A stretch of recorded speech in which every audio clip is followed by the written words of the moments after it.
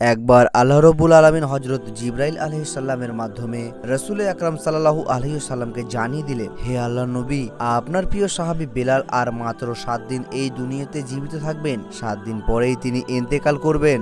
রাসূল আকরাম সাল্লাল্লাহু আলাইহি সাল্লাম আল্লাহ রব্বুল আলামিনের পক্ষ থেকে এই সংবাদ জানার পরে তিনি তার বিশিষ্ট সাহাবী হযরত ওমর ও আলী রাদিয়াল্লাহু তাআলা আনহুকে বললেন, হে আমার সাহাবীরা, আমি জানতে পারলাম আমার প্রিয় সাহাবী বেলাল আর 7 দিন পরে এই দুনিয়া থেকে ইন্তেকাল করে চলে যাবে, কিন্তু আমি জানি আমার এই প্রিয় সাহাবী এখনো বিবাহের সুন্নাত আদায় করেনি। তাই তোমরা যাও, মদিনার প্রতিটি ঘরে ঘরে খুঁজে দেখো আমার এই প্রিয় সাহাবীর সাথে কোনো মেয়ের পিতা তার কন্যাকে বিবাহ দিতে রাজি হয় কিনা। তবে তোমরা সেই পিতাকে অবশ্যই বলে দেবে যে বেলাল আর মাত্র 7 দিন জীবিত থাকবে।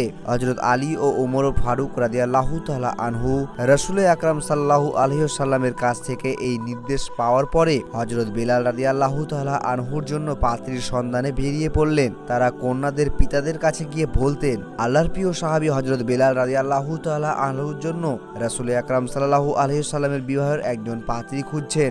আপনারা কেউ কি আপনাদের কন্যাকে বেলালের সাথে বিবাহ দিতে রাজি আছেন? তাদের এই কথা শুনে কন্যার পিতারা বলতে লাগলো, আমরা আল্লাহর প্রিয় নবীর সাহাবী হযরত বেলালের হাতে আমাদের কন্যাকে কেন তুলে দেব না? আমরা অবশ্যই তার সাথে আমাদের কন্যাকে বিবাহ দিতে চাই।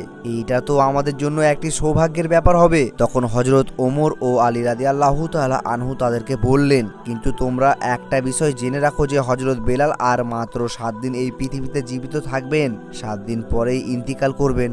আল্লাহ রাসূল সাল্লাল্লাহু আলাইহি ওয়াসাল্লাম তোমাদেরকে এই সংবাদটিও জানিয়ে দিতে বলেছেন।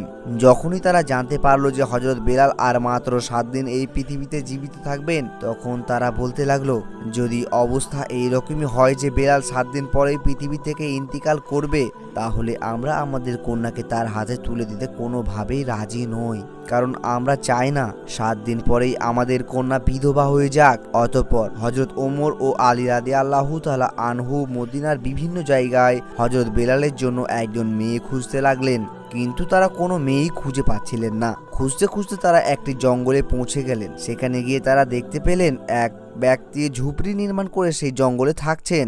সেই ব্যক্তি যখন হযরত ওমর আলী রাদিয়াল্লাহু তাআলা আনহুকে দেখলেন, তিনি জিজ্ঞাসা করলেন, হে আল্লাহর বান্দারা, আপনারা কি উদ্দেশ্যে এই জঙ্গলে আমার ঝুপড়িতে আগমন করেছেন? হযরত ওমর ও আলী রাদিয়াল্লাহু তাআলা আনহু কথা শুনে বললেন, আমরা আল্লাহর নবীর সাহাবী হযরত ওমর ও আলী, আমরা রাসূল আকরাম সাল্লাল্লাহু আলাইহি সাল্লামের নির্দেশে তার এক প্রিয় সাহাবী বেলালের জন্য একজন মেয়ের সন্ধান করছি, যার সাথে তার বিবাহ দেওয়া যায়। তখন সেই ব্যক্তি বলল, যদি তাই হয় তাহলে তো আমার একজন মেয়ে আছে, আমি তাকে আল্লাহর প্রিয় সাহাবী হযরত বেলালের হাতে তুলে দিতে চাই।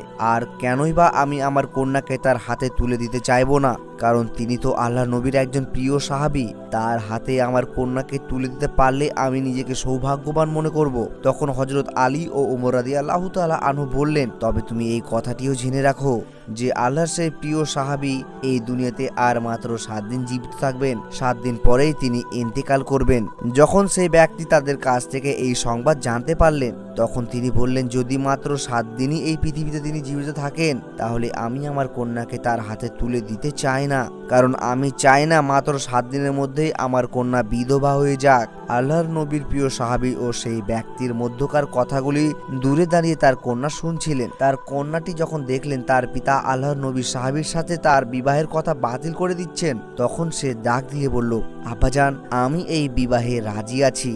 আপনি কিভাবে এমন বিবাহের পয়গাম প্রত্যাখ্যান করতে পারেন যে পয়গাম আল্লাহর নবী সাল্লাল্লাহু আলাইহি ওয়াসাল্লাম সরাসরি নিজে থেকে পাঠিয়েছেন? আব্বাজান, আমার জীবনে যতই কষ্ট হোক না কেন, আমি চাই রাসূল আকরাম সাল্লাল্লাহু আলাইহি ওয়াসাল্লামের এই নির্দেশটি পালন করতে। এরপর আল্লাহর প্রিয় সাহাবী হযরত বেলালের সাথে সেই কন্যাটির বিয়ে হয়ে গেল। হযরত বেলাল তাকে জিজ্ঞাসা করলেন, হে আল্লাহর বান্দি, তুমি এ কথা জানার পরেও কেন আমাকে বিবাহ করলে যে আমি আর কেবল মাত্র 7 দিনই এই পৃথিবীতে জীবিত থাকবো? 7 দিন পরেই তো তুমি বিধবা হয়ে যাবে। তখন সেই মেয়েটি উত্তর দিলেন, হে আল্লাহর প্রিয় সাহাবী, যদিও 7 দিন পরেই আমি বিধবা হয়ে যাব, তারপরেও আমি আমার জীবন দিয়ে হযরত রাসূল আকরাম সাল্লাল্লাহু আলাইহি ওয়াসাল্লামের একটি নির্দেশ পালন করতে পেরেছি। এই জন্য আমি আমার নিজেকে ধন্য মনে করছি। আর আপনার মতো আল্লাহ নবীর একজন প্রিয় সাহাবীকে আমার স্বামী হিসেবে পাওয়া তো আমার পরম সৌভাগ্যের ব্যাপার। হযরত বেলাল রাদিয়াল্লাহু তাআলা আনহু যেই দিন ইন্তিকাল করবেন, সেদিন তিনি তার বিবিকে বললেন, বিবি, আজ রাতেই তো আমি ইন্তিকাল করব। ইন্তিকালের পূর্বে আমার মনে চাচ্ছে কিছু রুটি ভক্ষণ করার। অতএব তুমি যাও, প্রতিবেশীর বাড়ি থেকে কিছুটা আটা এনে আমার জন্য কয়েকটা রুটি তৈরি করো। হযরত বেলাল রাদিয়াল্লাহু তাআলা আনহুর স্ত্রী তার কথা মতো 7টি রুটি তৈরি করে তার সামনে পরিবেশন করলেন। এই সময় একজন ভিক্ষুক দরজায় এসে ডাক দিয়ে বলল, হে গৃহকর্তা, আজ কয়েকটা দিন যাবত আমি কিছুই ভক্ষণ করিনি। ক্ষুধায় আমার পেটে আগুন লেগে গেছে।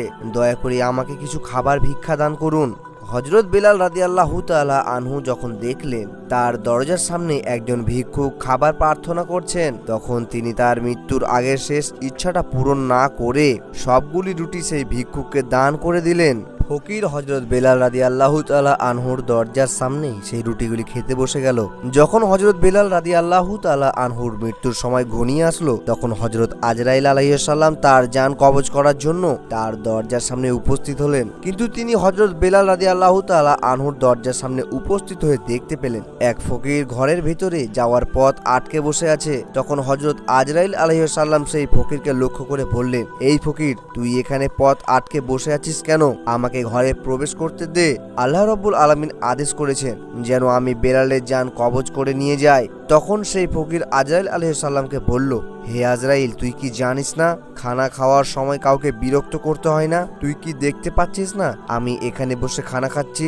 হযরত আজরাইল আলাইহিস সালাম যখন দেখলেন ফকির কোনোভাবেই তার পথ ছাড়ছে না, তখন তিনি আল্লাহ রাব্বুল আলামিনের কাছে গিয়ে বললেন, হে পরওয়ারদিগার, আমি আপনার হুকুমে আপনার বান্দা বেলালের জান কবজ করতে গিয়েছিলাম, কিন্তু সেখানে গিয়ে দেখি এক ফকির বেলালের ঘরের দরজা পথ আটকে বসে আছে। আমি তার কারণে বেলালের ঘরে প্রবেশ করতে পারছি না এবং তার জান কবজও করতে পারছি না। তখন আল্লাহ রাব্বুল আলামিন আজরাইল আলাইহিস সালামকে বললেন, হে আজরাইল, আমার যেই বান্দা বেলালের দরজার সামনে বসে আছে সে আমার অত্যন্ত প্রিয় ও ভালোবাসার পাত্র। খবরদার, তুই তার সাথে কোনো রকমের বেয়াদবি করিস না। এখন গিয়ে তুই আদবের সাথে তাকে জিজ্ঞাসা কর সে কি চায়। যদি তার কোনো দাবি থাকে তুই তার দাবি পূরণ করে তারপরে হযরত বেলালের জান কবজ করে নিয়ে আসিস। আল্লাহ রাব্বুল আলামিনের এই নির্দেশে হযরত আজরাইল আলাইহিস সালাম আবার হযরত বেলাল রাদিয়াল্লাহু তাআলা আনহুর দরজার সামনে আসলেন তার জান কবজ করার জন্য। কিন্তু তখনও তিনি দেখতে পেলেন সেই ফকির হযরত বেলালের দরজার সামনে বসে রুটিগুলি ভক্ষণ করছেন। এবার হযরত আজরাইল আলাইহিস সালাম সেই ফকিরকে বললেন, হে আল্লাহর প্রিয় বান্দা, বলো তুমি বেলালের দরজা থেকে সরে যাওয়ার জন্য কি চাও? আল্লাহ রাব্বুল আলামিন বলেছেন, তুমি যা চাইবে আল্লাহ রাব্বুল আলামিন তোমাকে তাই দান করবেন। তখন সেই ফকির বলল, বেলাল আমাকে 7টি রুটি দান করেছে আর আল্লাহ রাব্বুল আলামিন বলেছেন যে 1 মণ দান করবে তার বিনিময়ে আল্লাহ তাকে 10 গুণ দান করবেন। আমি চাই বেলালের এই 7টি রুটির বিনিময়ে তাকে 70 বছরের হায়াত দান করা হোক। ফকিরের কথা শুনে হযরত আজরাইল আলাইহিস সালাম বলল, এটা তো অসম্ভব। আল্লাহ রাব্বুল আলামিন আমাকে বেলালের জান কবজ করার নির্দেশ দিয়েছেন, অতএব আমাকে তার জান কবজ করে আল্লাহ রাব্বুল আলামিনের হুকুম পালন করতেই হবে। তুমি এছাড়া অন্য কিছু চাও, এছাড়া তুমি যা চাইবে আল্লাহ রাব্বুল আলামিন তোমাকে তাই দান করবেন। তখন সেই ফকির বলল, আমি এছাড়া আর অন্য কিছু চাই না।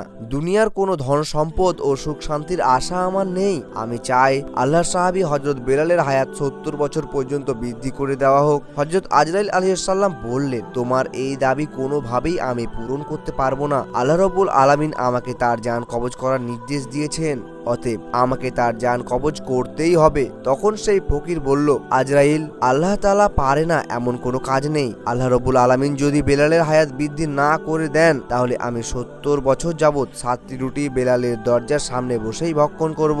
আর এভাবে না তুমি বেলালের ঘরে প্রবেশ করতে পারবে না আর না তার জান কবজ করতে পারবে। রাসূল আকরাম সাল্লাল্লাহু আলাইহি ওয়াসাল্লাম পবিত্র হাদিস শরীফে ঘোষণা করেছেন, আল্লাহ রাব্বুল আলামিনের এই দুনিয়াতে আল্লাহর এমন কিছু প্রিয় বান্দা রয়েছে যদি তারা আল্লাহর উপর আলাদিনের নামে শপথ করে কোনো কথা বলে দেন তাহলে আল্লাহ রাব্বুল আলামিন অবশ্যই তাদের সেই দাবি পূরণ করেন। হযরত বেলালের দরজার সামনেই যেই ফকির বসেছেন তিনি সাধারণ কোনো ফকির ছিলেন না, তিনি ছিলেন আল্লাহ ও তার রাসূলের পাগল। হযরত ওয়েস কুরেনি রহমতুল্লাহি আলাই। হযরত ওয়েস রহমতুল্লাহি আলাই যখন আল্লাহর কাছে হযরত বেলালের হায়াত বৃদ্ধির জন্য দাবি করে বসলেন, তখন আল্লাহ রাব্বুল আলামিন এই দাবি পূরণ না করে আর পারলেন না। তখন তিনি হযরত আজরাইল আলাইহিস সালামকে ডাক দিয়ে বললেন, হে মালাকুল মউত আজরাইল, আমার প্রিয় বান্দা ওয়েস কুরনি একটি দাবি করে বসেছে, আর আমি আল্লাহ সেই দাবিকে পূরণ করব না? এটা কিভাবে হতে পারে? হে আজরাইল, তুমি ফিরে আসো। আমি আমার প্রিয় বান্দা হযরত ওয়েস কুরনির দাবি মঞ্জুর করে নবীজির প্রিয় সাহাবী হযরত বেলালের হায়াত 70 বছর পর্যন্ত দীর্ঘ করে দিলাম। তো প্রিয় দর্শক, এই ছিল আমাদের প্রিয় নবী হযরত মুহাম্মদ সাল্লাল্লাহু আলাইহি ওয়াসাল্লামের প্রিয় সাহাবী বেলালের ঘটনা।